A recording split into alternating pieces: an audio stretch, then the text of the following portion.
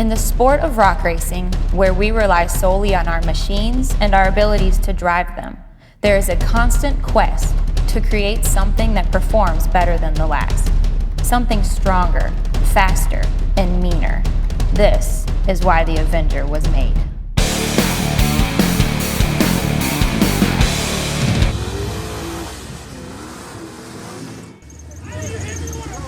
For several years now, I've been on this quest to find the best combination of design and components and so forth to make one of these rock racers really the best it can be.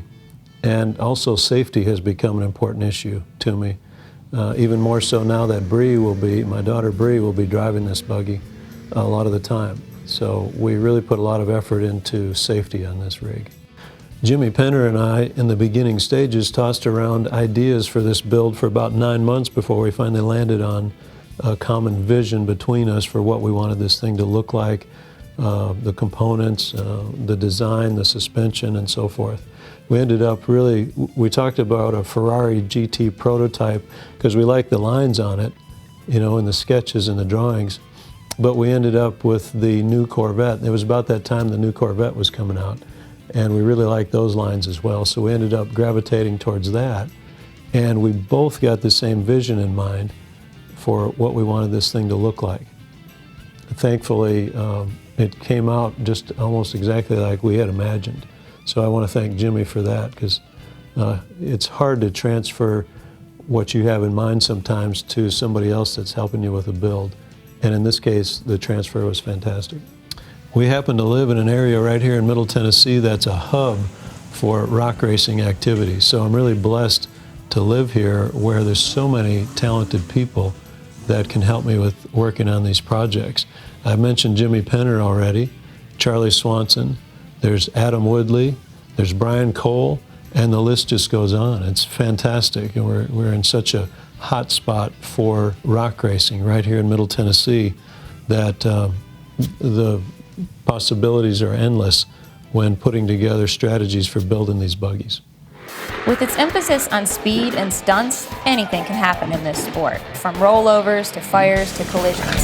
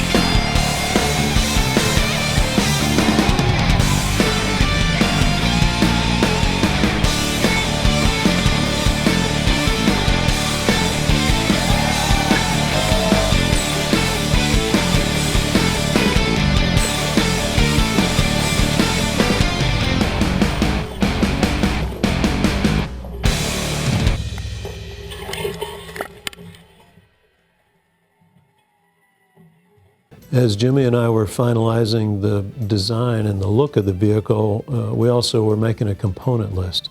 So our list of components, we wanted to be very strong, very lightweight, and very durable. So that meant that we wanted our horsepower to be within the range of 500 or 600 horsepower, and we were able to achieve that with an LS3 crate motor with a big cam and a special tune. So we got our horsepower we wanted, And that engine will run that horsepower all day long, reliably. Then we went to the transmission, and we used PTC's 400 transmission, special built for our application. We have an Atlas transfer case. We have Dana 60 axle shaft stub axles that we cut and made our drive shafts out of. So we have chromoly Dana 60 axle shafts with special sliders and heat-treated yokes that we're using for our drive shafts.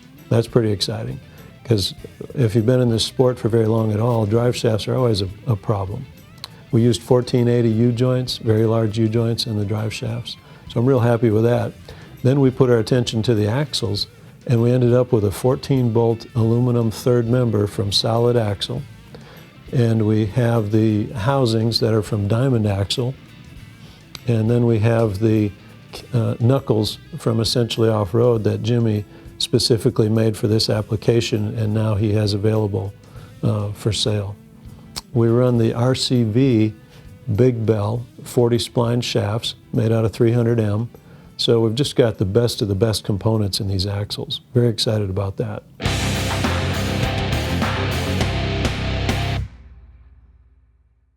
I'm here with Craig from RCV Performance Products, who make the foremost axles in the industry. They're perfect for what we do in the rock racing community, and since we want only the best for our Avenger buggy, of course RCV is who we went to for our axles. RCV Performance is a division of Aircraft Gear, a company that's been around for over 60 years. Craig, RCV employs a constant velocity component versus a traditional U-joint. Can you explain the differences and benefits there? Yeah, have you ever been going up a hill and gotten stuck in your back and forth and you feel that curl hop? The RCV CV joint employs a 6 CV track system that eliminates that curl hop, so you're smooth at full turn as well as straight ahead.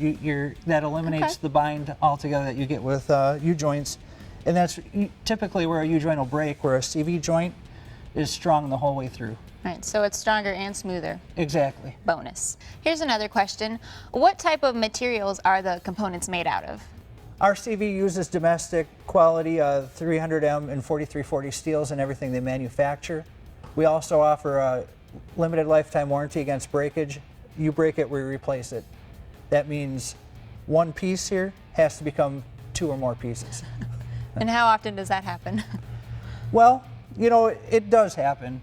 And when it does, I invite you to call us up and we'll take care of it. All right. Is that what spawned these larger two on the end over there? Yeah, exactly. You know, sometimes applications outgrow what's happening, you know, in the real world, you know, and so we had to get bigger. That's right. Put it in a rock crawler and we'll put a beating on it. Exactly. Craig, what makes these axles perfect for our application with the Avenger buggy? Well, it brings everything we've just been talking about home, really. These axle shafts, coupled with this CV joint, will give you the strongest axle on the planet. All right. I need one of those, so. Great. Then if you want to look to the wheels and tires, we run Raceline forged 20-inch wheels and 43-inch SX Swamper tires.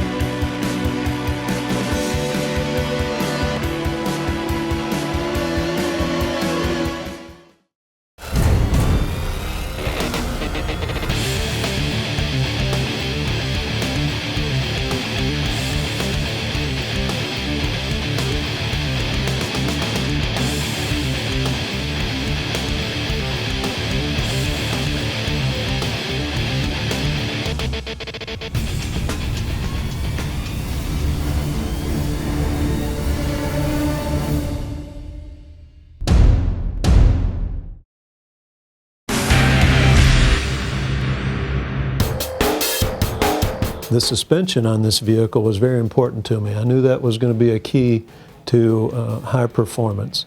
And so we used normal Fox coilover shocks in each corner, and we added an additional Fox bypass, triple bypass shock in each corner as well. And that gives us almost infinite shock tuning capability with that triple bypass. And we've already been able to test drive it, very little, but we did get to test drive it, and it's fantastic. Suspension's wonderful. You really want it to be able to do all things well. So when we go to King of the Hammers, for example, if we're going to blast across the desert or climb up a rock hill, we want it to be able to work in both applications. And it's much easier to do that with triple bypasses than it is with just regular coilover shocks.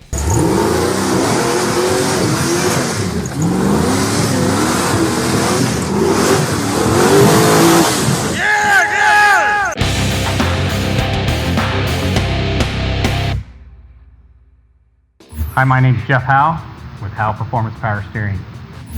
Our friend Jeff Howe, owner of Howe Performance, is here today to help us understand the proper setup for their hydraulic steering system.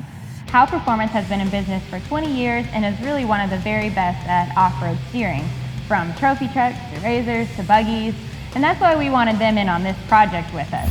Really got my start in off-road racing out in the desert. I'm from San Diego, California. The desert's really in our backyard. So Jeff, welcome to 4x4 Nation. Thank you for being here. And what can you tell us about this system setup and all these components? Well, Bree, thanks for having me. First thing we want to pay attention to is the ram. The ram has to stop when the axle stops. This will prevent the ram from overpowering the axle, even becoming maybe a tubing bender. Okay. So the next thing we want to pay attention to is the pump. The pump is really what I always say is the guy in charge. We do everything in our power to keep this guy happy. And the way we do that is that we use a cooler that has very little restrictions.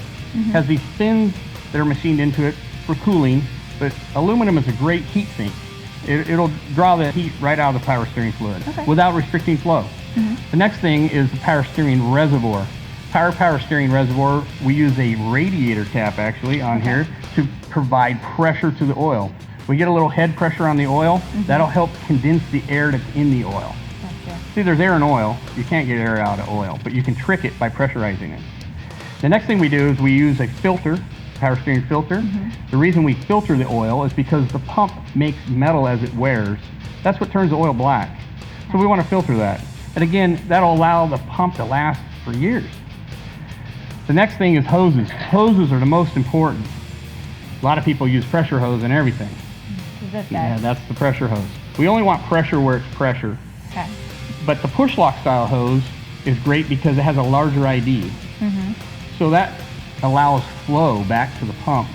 Again, flow is everything.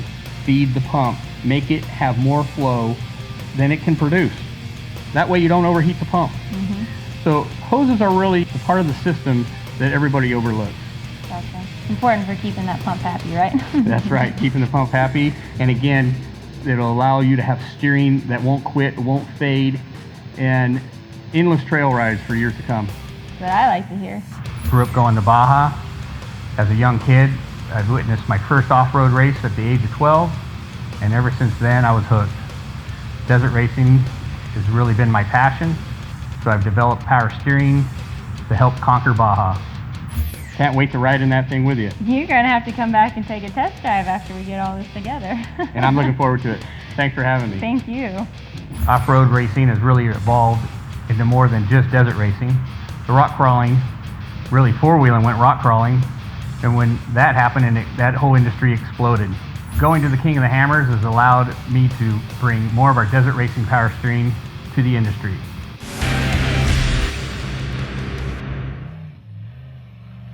Chad Molitor's longtime experience with off-road driving, his pursuit of mechanical perfection, and his desire to build a vehicle that would keep his daughter, myself, safe while racing, led to the conception of what is now known as the Avenger buggy.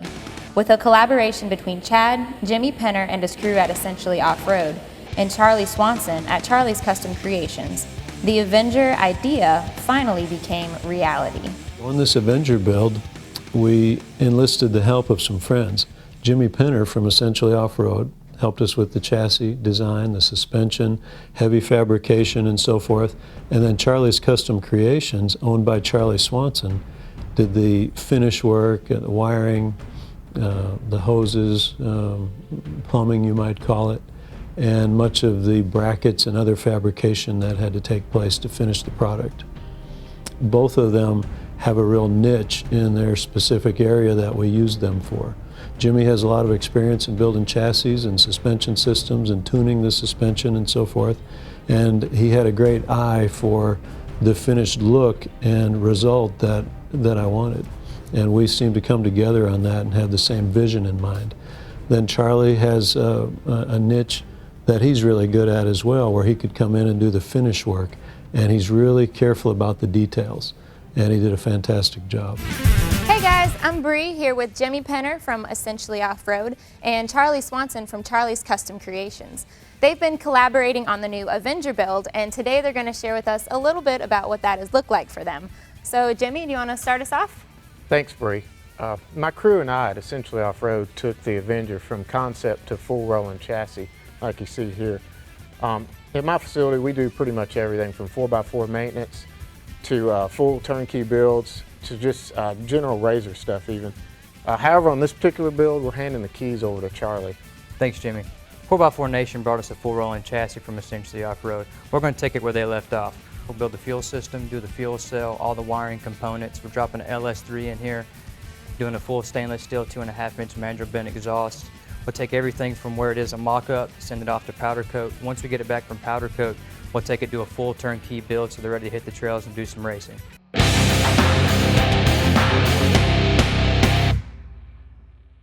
I'm here with Blaine Burnett from Holley Performance, which has been a primary player in fuel delivery systems and other automotive aftermarket parts for several decades. And since we're going all out on the Avenger build, it had to be Holley for the engine management systems. Blaine, can you explain to us what all this is and how it works? Sure, Bree, thanks for having me on 4x4 Nation today. We're happy to be a part of the project, and I've brought several of the products down that we'll be using on the project Avenger that we have here behind us.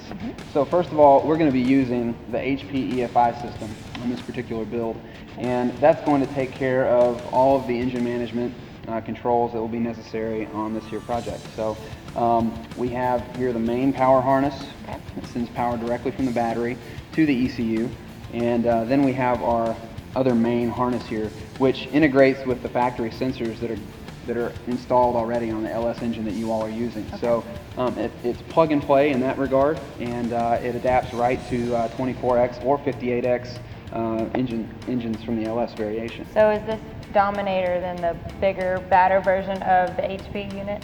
That's a great way of looking at it. The Dominator picks up where the HP leaves off in terms of its capabilities. It's got the same self-learning abilities. Where it picks up at, though, is it can do drive-by-wire control, it can also do electronic trans control, and it can also have 2 banks of wideband monitoring. So you can have one O2 sensor monitoring each bank of an 8-cylinder motor. It can also control a number of other inputs and outputs greater than where this one leaves off at. This one is limited to 4 inputs and 4 outputs. This one has a host of other ones available to it should you need them to operate other functions of the engine. Okay. So obviously there are a lot of other EFI systems out there. What separates Holley's system from the rest of the pack, so to speak? Another great question. The HP, actually all of our systems are self-learning to a degree, meaning that there will be a whole lot less dyno tuning time that you would have to pay for when it comes down to it with other systems in the market. So when you install one of our systems, get it installed appropriately, you will basically look for a base map on our software that pertains to what you've put together for an engine application. And then you will start the car and let it idle. You'll also tell the engine what air-fuel ratio that it needs to have. Obviously that will vary from boosted motors to high compression, naturally aspirated motors to OEM type stuff. So at that point you just drive the car and let it tune itself for what it likes, what that engine likes, because no 2 engines are the same. In addition to that, you guys are using several of our other fuel system products, including our Dominator billet inline pump here, which is basically a twin pump design. And you can wire that to run off a single pump, or you can wire it to run on a switch if you want to if you want to run both of them at the same time, or you can stage it to come in progressively as well. So in addition to that, obviously you have to keep your fuel system clean, so you run a pre and a post filter in your system in line as well.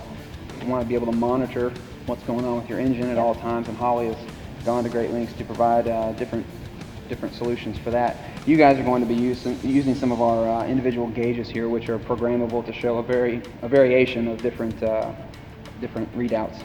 You can also use something that I don't have here with me today, which is a 5.7-inch touchscreen, which displays all of those readouts at one time.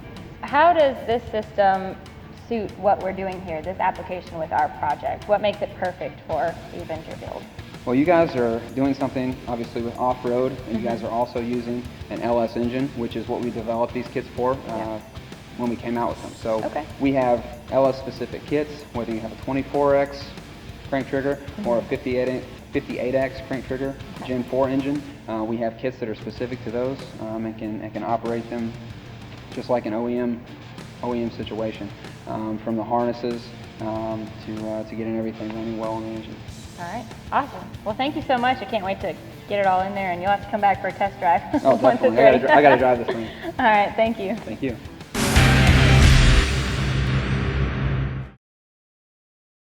Essentially Off-Road has been featured on Extreme 4x4 on Spike TV. This is our shop right here in Murfreesboro. Come let us get your truck or 4x4 ready for the season. We do repair and maintenance on any 4x4. Plus, we carry and install all major lift kits, custom rear ends, roll cages, and accessories. Call us at 893-8814 or visit essentiallyoffroad.com. Trucks and 4x4s are all we do, so bring yours to the experts.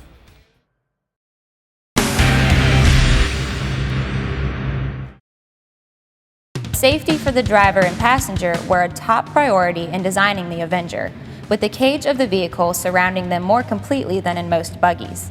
One's head and body are fully protected inside the vehicle with special helmet padding, deep seats, and 5-point harness systems. Thicker than average tubing was used in critical safety areas, and 2 high-quality fire extinguishers are on board. Accidents can still happen, of course, but we can rest easy knowing that the Avenger was made for protection. Well, that and looking fierce while tearing up a hill. You'll notice this vehicle is low profile, the low center of gravity, the roof is low, and the window openings to get in and out of the vehicle are smaller. And we did this on purpose. It's a little harder to get in and out, but it's worth it for the amount of safety that you gain. And if the vehicle were to be upside down, say we roll it over and we need to get out of it while it's upside down, you can get out either side, or you can get out through the windshield openings. So there are multiple ways to exit the vehicle if things turn upside down. People ask us about the colors on this Avenger build and how we ended up choosing this candy apple red and this candy blue and the silver and so forth. And really, it took quite a while for me to land on these colors. I wanted it to be right.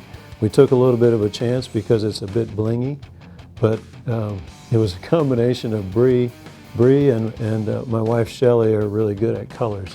I'm not so good at colors. But they said, yeah, this will work, that won't work, and we narrowed it down. And then Richie Keith is really the one that put me over the top. And he said, there's lots of blue buggies, lots of red buggies. He said, you gotta pop, kind of like the John Deere buggy pops. So he kind of talked me into going a little more extreme than I otherwise would have. And I'm so glad he did, because the colors turned out fantastic. Just wonderful.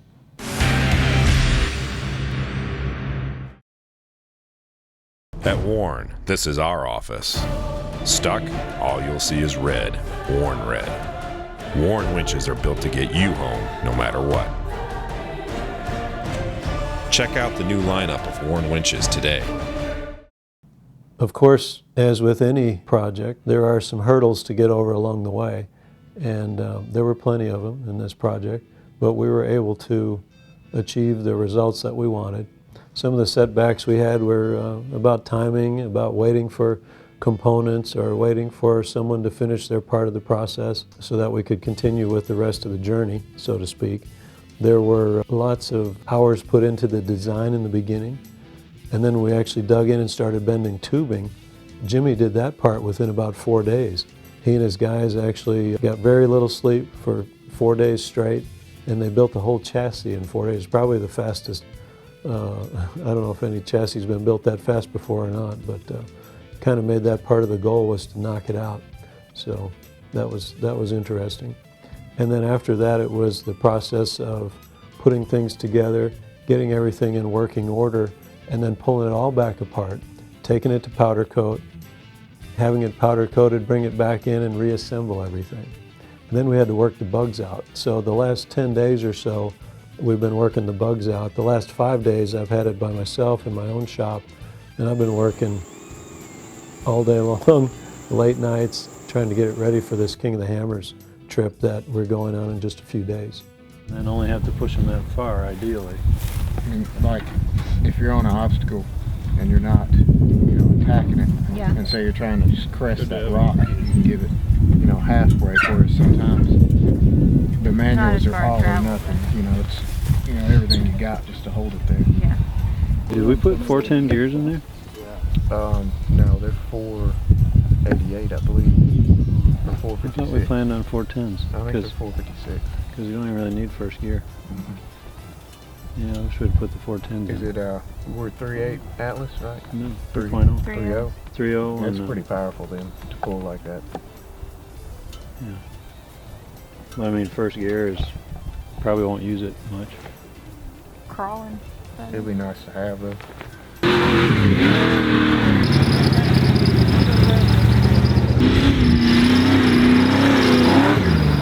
So we're going to King of the Hammers on Sunday. We fly out, but today we sent the buggy ahead of us with none other than Brandon Dillon, our good buddy, who we trust. He's taking it all the way out there, he and his family. They had room on their trailer, so.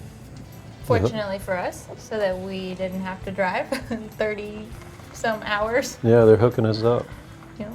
For those of you who don't know who Andy Unger is, he is a gentleman who is president of Turbo Media, and he's going to be with us for the week out in King of the Hammers, or part of the week anyway, staying in our RV and watching the race, learning about the culture out there. And so we're excited about that because his company broadcasts our episodes in China. They translate it into Chinese and they put subtitles at the bottom of the episodes. So it's really well received over there, and we're excited about what Andy's doing for 4x4 Nation. Yeah, and Andy came out to a Southern Rock Racing Series race last summer as his introduction to the rock bouncing world, and we put him in with Richie Keith for his first ride, and less than 3 minutes into the race, Richie had rolled over more than once, I'm pretty sure, and Andy loved it and was a great sport. So I guess now we're just taking him to the other side of the country to experience a different side of the off-road racing world along with us. So our good friend Richie Keith is going to be actually in the main race at King of the Hammers. He's the only Southern rock bouncer in the race this year, and we're so excited here in the Southeast to have him representing us. And he's just the perfect guy for it because he's humble about it, yet he's got a real vision for it and a real, you might say, the eye of the tiger. He wants this thing.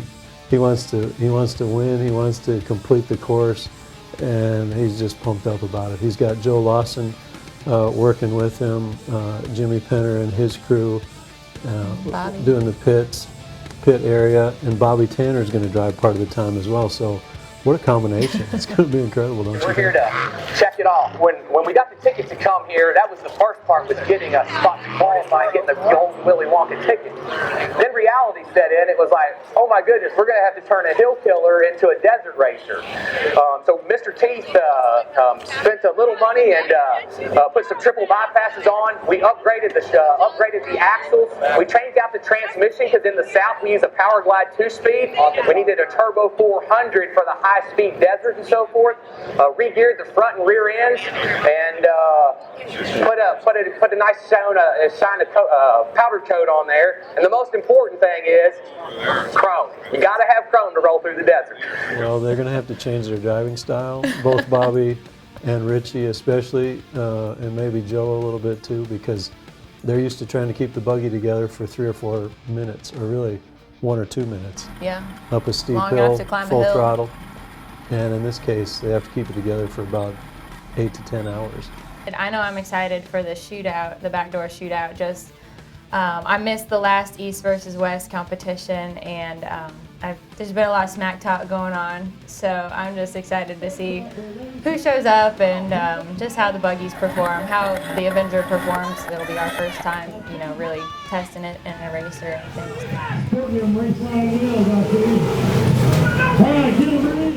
Really, the beginning of a build like this starts about the time I'm finishing the last build. So, for example, now that we're just in the final stage of finishing the Avenger here, I find that my mind is just brewing with ideas about the next buggy and how we're going to make it even better than this one. So that's how it generally works for me, is I'll be thinking about how to make this the best possible setup we can, and by the time we're finished with it, I've already come up with some other ideas for the next one. So really the whole process is kind of evolving as we move forward.